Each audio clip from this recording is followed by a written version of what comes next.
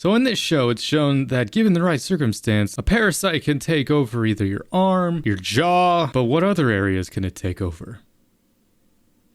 Parasyte The Maxim, a show and manga pretty infamous for its grotesque yet creative body horror, as it follows the story of Shinichi, as one day he's just living, doing his day-to-day high school life, when all of a sudden a weird snake-like thing tries to attack him, and it manages to get into his right arm. This creature is revealed to be a parasite, whose goal is to take over the human body and consume other humans. It's a creature. It's an animal, a parasite. But this parasite was unable to take over Shinichi's body and was only able to take over his right hand, and thus spawns the comedic yet kind of scary duo of Shinichi and Migi. Migi named after the Japanese word for right. And it's pretty much Shinichi and Migi traversing the world being Japan, encountering many different parasites, and ultimately conjuring the theme of right versus wrong, free will versus command when it comes to these parasites. They're no different than an animal, or even a human in some regards. And when it comes down to it, Madhouse did a phenomenal job animating and doing this show. I normally save the production side of things for later, but I guess I'll just get it out of the way now. Animation,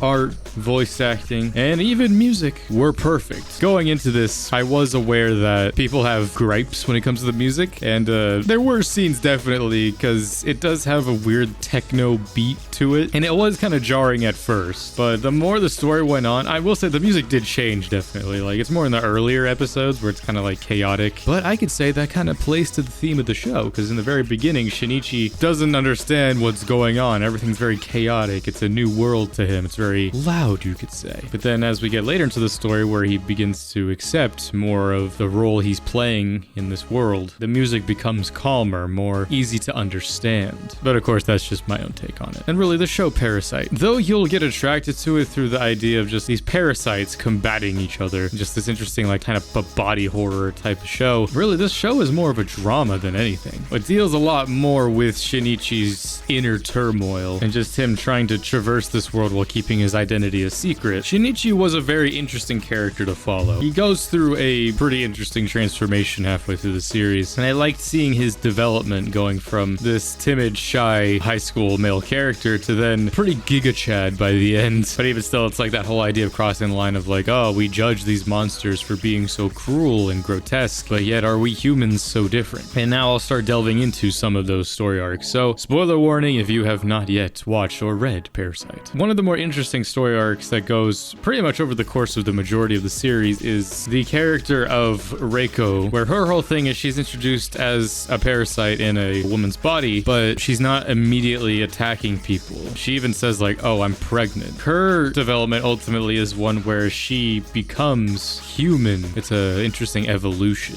of the parasite. And how her story ends, honestly, it was pretty emotional. She just gets like gunned down by the police just holding her child. Pretty much like gives the child to Shinichi. It's just like, I understand now these human emotions. It was pretty sad. But for me, the story arc, just in terms of like the action, everything, was the character of Goto. I mean, in the show it's shown he is the most powerful parasite, at least that we see over the course of the show. He's not just one parasite, he's 5 different ones. It was this arc that really showed just that idea of just like, are the humans so different from the parasites? Where it's like the police just raiding this building that has like a bunch of parasites and humans in them, and then like it comes to a point where the police are just like, it doesn't matter who it is, just kill them on sight. And just that whole thing with like that politician who you think is a parasite, but turns out they were a real person. I thought he was gonna play more of a role in the story, but ultimately his thing was just a symbolic death, a martyr, if you will. I really thought like it was gonna go into a whole thing of just like the parasites aren't necessarily gonna take over, but like they're gonna incite sort of like this civil war in the people. Police and the military are just like killing people, even if they slightly suspect that you're a parasite, taking advantage of that paranoia, which they kind of do. I just thought it was gonna go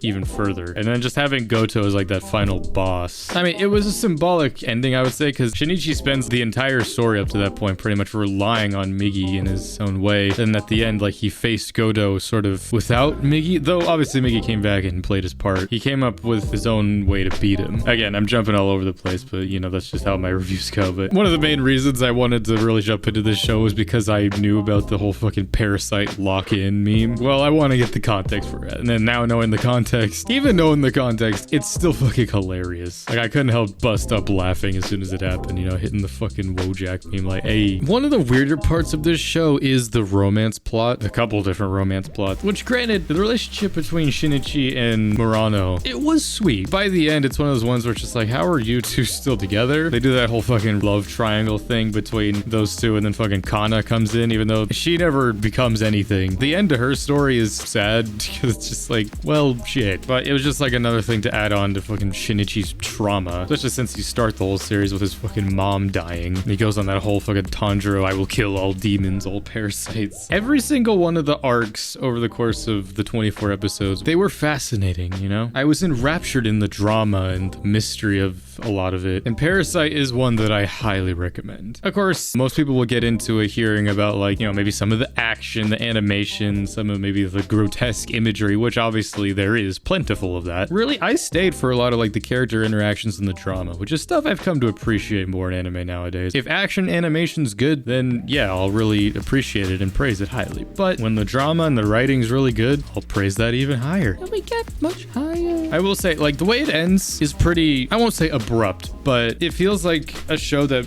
could have set itself up for more, and who knows, maybe there is more. I mean, the way it ends, it's like Mickey is just like, all right, cool, I'm peacing out. It's been fun. You know, Mickey just dips. I mean, I guess the whole thing where it's like he's detached from him, so it's like he's gonna die eventually, but there wasn't really like a emotional goodbye. And then yeah, the story just ends. I'm fine with that. I like the idea where it's just like, it could have more, but we're just gonna end it. It was a hell of a journey, and I can't exactly be mad at the way it chose to wrap itself out. At the end of the day, Parasyte, it was a phenomenal show, and in terms of what I would give it as a score, an easy 9 out of 10. I won't lie, there were parts that were kind of slow. Could have picked it up a little bit, but it had good intrigue, good drama, good tense moments. And overall, if you have not checked out Parasyte, well, I just spoiled the fuck out of it, but you know what? Some people don't care. But either way, this is my review of the anime Parasyte The Maxim. Let me know what your opinions are on Parasyte down in the comments below, and join me for many other videos of the sort, be they future anime reviews, reactions, gameplay, and everything else that'll be coming out soon. So thank you all for joining me on this. I'm Lancer. Thanks for watching.